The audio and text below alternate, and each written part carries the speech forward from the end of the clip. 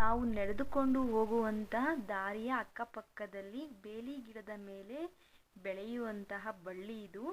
ದಾಗಡಿ ಬಳ್ಳಿ ಅಂತ ಕರೀತಾರೆ.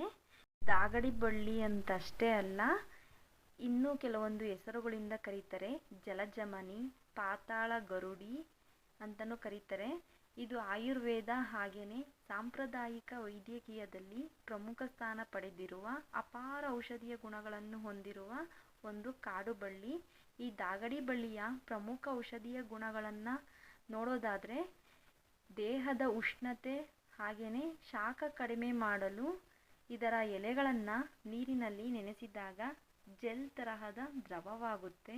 ಈ ದ್ರವವನ್ನು ಕುಡಿಯೋದ್ರಿಂದ ದೇಹದ ಅತಿಯಾದ ಶಾಖ, ಬಿಸಿಲಿನ ಬೇಗೆ ಹಾಗೆಯೇ ಕಾಲು ಕೈಗಳ ಉರಿಯನ್ನು ತಕ್ಷಣವೇ ಕಡಿಮೆ ಮಾಡುತ್ತೆ.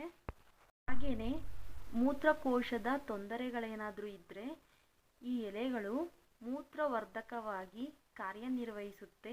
ಮೂತ್ರದ ಸೋಂಕು ಅಥವಾ ಯೂರಿನ್ ಇನ್ಫೆಕ್ಷನ್ ಅಂತ ಏನು ಕರಿತೀರಿ, ಆ ಒಂದು ಯೂರಿನ್ ಇನ್ಫೆಕ್ಷನ್ ಆಗಿರ್ಬೋದು, ಮೂತ್ರ ಉರಿಯುವಿಕೆ ಹಾಗೆಯೇ ಮೂತ್ರಪಿಂಡದಲ್ಲಿ ಕಲ್ಲುಗಳನ್ನು ಕರಗಿಸೋದಕ್ಕೆ ಈ ದಾಗಡಿ ಬಳ್ಳಿಯ ರಸವನ್ನು ಬಳಸಲಾಗುತ್ತೆ. ಯಾವ ರೀತಿ ಬಳಸ್ಬೋದು ಅಂದರೆ, ಒಂದಿಡೀ ಎಲೆಯನ್ನು ತೊಗೊಂಬಂದು ಚೆನ್ನಾಗಿ ತೊಳೆದು ಅದನ್ನು ಅರೆದು ಅದರಲ್ಲಿ ರಸವನ್ನು ತೆಗೆದು ಅದಕ್ಕೆ ಸ್ವಲ್ಪ ನಿಂಬೆ ಹುಳಿ ಅಥವಾ ಸ್ವಲ್ಪ ಉಪ್ಪಾದರೂ ಸೇರಿಸ್ಬೋದು. ನೀವು ಉಪ್ಪಿಲ್ಲ ಅಂದರೆ ಬೆಲ್ಲನಾದರೂ ಸೇರಿಸ್ಬೋದು. ಸೇರಿಸಿ ಕುಡಿತಾ ಬಂದರೆ ಸುಮಾರು ಒಂದು 15 ದಿನಗಳವರೆಗೆ ಕುಡಿತಾ ಬಂದರೆ ಮೂತ್ರಪಿಂಡದಲ್ಲಿರುವಂತಹ ಕಲ್ಲುಗಳು ಕರಗಿ ನೀರಾಗುತ್ತೆ. ಇದಷ್ಟೇ ಅಲ್ಲ, ಚರ್ಮ ರೋಗಗಳು ಅಂದರೆ ತುರಿಕೆ, ಕಜ್ಜಿ ಅಥವಾ ಮೊಡವೆಗಳೇನಾದರೂ ಇದ್ದರೆ ಈ ದಾಗಡಿ ಬಳ್ಳಿಯ ಎಲೆಗಳನ್ನು ಅರೆದು ಚರ್ಮದ ಮೇಲೆ ಲೇಪಿಸೋದ್ರಿಂದ ತುರಿಕೆ, ಕಜ್ಜಿ, ಗಾಯಗಳು ಹಾಗೆ ಮೊಡವೆಗಳನ್ನು ಕೂಡ ಗುಣಪಡಿಸ್ಬೋದು. ಹಾಗೆಯೇ ಜ್ವರ ಅಥವಾ ವಿಷಹಾರಕ ಅಂದರೆ ಜ್ವರವನ್ನು ಕಡಿಮೆ ಮಾಡುವಂತಹ ಗುಣ ಈ ದಾಗಡಿ ಬಳ್ಳಿಗಿದೆ. ಹಾಗೆಯೇ ಹಾವು ಕಡಿದಿರುವಂಥ ಸಂದರ್ಭದಲ್ಲಿ ಈ ಒಂದು ದಾಗಡಿ ಬಳ್ಳಿಯ ರಸವನ್ನು, ಬೇರಿನ ರಸವನ್ನು ವಿಷಹಾರಕವಾಗಿ ಬಳಸಲಾಗುತ್ತೆ. ಹಾಗೆಯೇ ಜ್ವರ ಯಾವ ರೀತಿ ಕಡಿಮೆ ಮಾಡ್ಬೋದು ಈ ಬಳ್ಳಿಯಿಂದ ಅಂತಂದರೆ, ಈ ಬಳ್ಳಿಯ ಒಂದು ಎಲೆಗಳನ್ನು ತೊಗೊಂಬಂದು ಚೆನ್ನಾಗಿ ತೊಳೆದು ಒಂದಿಡೀ ಎಲೆಗಳನ್ನು ತೊಗೊಂಬಂದು ಅದಕ್ಕೆ ಸುಮಾರು 2 ಗ್ಲಾಸ್ನಷ್ಟು ನೀರನ್ನು ಹಾಕಿ, ಸುಮಾರು 2 ಗ್ಲಾಸ್ ಅಂದರೆ ಒಂದು 200 ml ಇದ್ದಾಗ ಅದು 100 ml ಆಗುವವರೆಗೂ ಚೆನ್ನಾಗಿ ಕುದಿಸಿ ಇದನ್ನು ಕಷಾಯ ರೂಪದಲ್ಲಿ ಕುಡಿದಾಗ ಜ್ವರ ಬೇಗನೆ ಕಡಿಮೆ ಆಗುತ್ತೆ. ಹಾಗೆಯೇ ಕಣ್ಣಿನ ತೊಂದರೆಗಳಿದ್ದಾಗ ಎಲೆಗಳ ರಸವನ್ನು ಕಣ್ಣಿನ ಕೆಂಪುತನ ಅಥವಾ ಕಣ್ಣಿನ ಉರಿ ಚಿಕಿತ್ಸೆಗಾಗಿ ಕಣ್ಣಿನ ಹನಿಗಳಾಗಿ ಬಳಸಲಾಗುತ್ತೆ.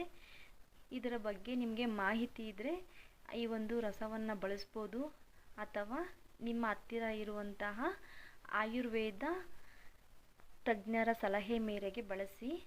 ಇದಷ್ಟೇ ಅಲ್ಲ, ಲೈಂಗಿಕ ಹಾಗೂ ಪ್ರಜನನ ಆರೋಗ್ಯವನ್ನು ಅಂದರೆ ಸೆಕ್ಷುಯಲ್ ಹೆಲ್ತು, ಈ ಒಂದು ಸೊಪ್ಪನ್ನು ಸೇವನೆ ಮಾಡೋದ್ರಿಂದ ಇದು ಲೈಂಗಿಕ ಆಸಕ್ತಿಯನ್ನು ಹೆಚ್ಚಿಸಲು ಹಾಗೆಯೇ ಪುರುಷರಲ್ಲಿ ವೀರ್ಯಾಣುಗಳ ಸಂಖ್ಯೆಯನ್ನು ಹೆಚ್ಚಿಸಲು ಕೂಡ ಸಹಕಾರಿಯಾಗಿದೆ. ಇದಿಷ್ಟೇ ಅಲ್ಲ, ಮಹಿಳೆಯರಲ್ಲೇನಾದರೂ ಬಿಳಿ ಮುಟ್ಟಿನ ಸಮಸ್ಯೆ ಇದ್ದಾಗ ಈ ದಾಗಡಿ ಬಳ್ಳಿಯ ಸುಮಾರು ಪ್ರತಿದಿನ ಖಾಲಿ ಹೊಟ್ಟೆಯಲ್ಲಿ 1 ವಾರದವರೆಗೆ ಒಂದು 10 ಎಲೆಯನ್ನು ಸೇವನೆ ಮಾಡ್ತಾ ಬಂದಾಗ ಈ ಒಂದು ಬಿಳಿ ಮುಟ್ಟಿನ ಸಮಸ್ಯೆ ಕೂಡ ದೂರ ಆಗುತ್ತೆ. ಹಾಗೆಯೇ ಟೀ ಕಾಫಿಯನ್ನು ಸೇವನೆ ಮಾಡೋ ಹಾಗಿಲ್ಲ 1 ವಾರದ ಮಟ್ಟಿಗೆ. ಇದಷ್ಟೇ ಅಲ್ಲ, ಈ ಒಂದು ದಾಗಡಿ ಬಳ್ಳಿ ನೋವು ನಿವಾರಕವಾಗಿ ಕೆಲಸ ಮಾಡುತ್ತೆ. ಕೀಲು ನೋವು ಅಥವಾ ಊತವನ್ನು ಕೂಡ ಕಡಿಮೆ ಮಾಡಲು ಇದರ ಎಲೆಗಳನ್ನು ಬಿಸಿ ಮಾಡಿ ಕಟ್ಟೋದ್ರಿಂದ ನೋವಿರುವಂಥ ಜಾಗದಲ್ಲಿ ಆ ನೋವು ಕೂಡ ವಾಸಿಯಾಗುತ್ತೆ. ಹಾಗೆಯೇ ತುಂಬ ಹೊಟ್ಟೆ ನೋವು ಬರ್ತಾ ಇದೆ ಅಂದಾಗ, ಅತಿಸಾರ ಅಥವಾ ಬೇದಿ ಸಮಸ್ಯೆ ಇದ್ದಾಗ ಈ ಬೇರಿನ ಚೂರ್ಣವನ್ನು ಕೂಡ ಬಳಸಲಾಗುತ್ತೆ.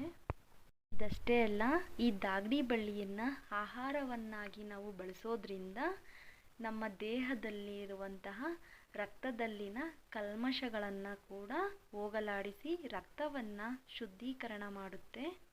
ಹಾಗೆಯೇ ಈ ದಾಗಡಿ ಬಳ್ಳಿಯನ್ನು ಸೌಂದರ್ಯವರ್ಧಕವಾಗಿ ಕೂಡ ಬಳಸಲಾಗುತ್ತೆ. ಯಾವ ರೀತಿ ಅಂದರೆ ಮುಖದ ಮೇಲಿನ ಕಪ್ಪು ಕಲೆಗಳು ಅಥವಾ ಮಂಗು ಬಂದಿರುತ್ತೆ. ನಿಮ್ಗೆ ಗೊತ್ತಿರುತ್ತೆ ಮಂಗಂದರೆ, ಆ ಒಂದು ಮಂಗನ್ನು ಹೋಗಲಾಡಿಸೋದಕ್ಕೆ ಈ ದಾಗಡಿ ಬಳ್ಳಿಯ ಪೇಸ್ಟನ್ನು ಹಚ್ಚೋದ್ರಿಂದ ಆ ಮಂಗು ಕೂಡ ಮಾಯ ಆಗುತ್ತೆ.